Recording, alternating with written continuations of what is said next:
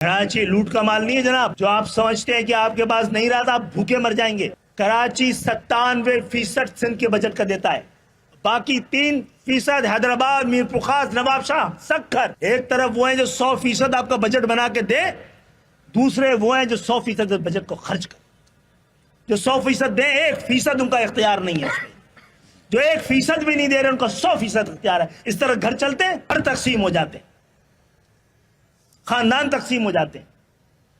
ایک کراچی کے لوگوں کا سندھ کے شہری علاقوں کا مقدر نہیں بننے دیں گے اس کو، اس ناانصافی کو۔ اگر عوام ہمیں انصاف فراہم نہیں کریں گے اور عدالتیں بھی نہیں کریں گی اگر،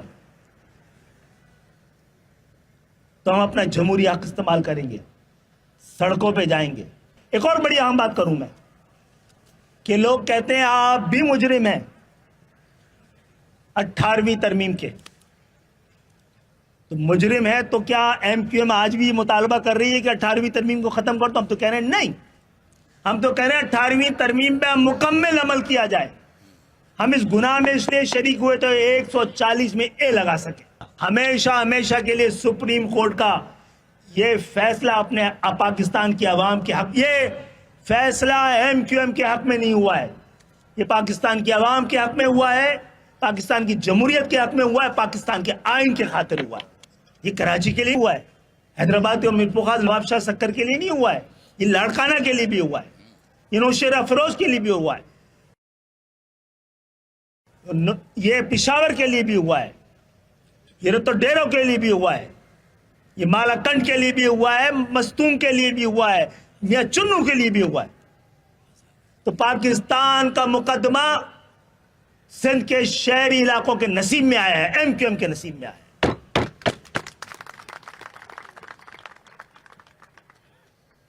اور ایم کیو ایم کے ایم این ایز نے جس طرح مل کر اس مقدمے کو لڑا ہے، آج جعلی اکثریت نے مسترد کر دیا ہو، ہم نے سیاسی اذہان کو، ذہنوں کو متاثر کیا ہے۔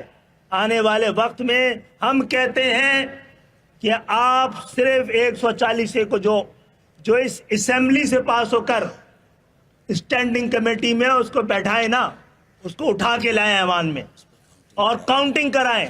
ایم کیو ایم ایکسپوز ہو جائے گی 22 سیٹ، لیکن 22 تو ملیں گے، تاریخ گواہ تو رہے گی کہ 22 لوگوں نے ووٹ دیا ہے۔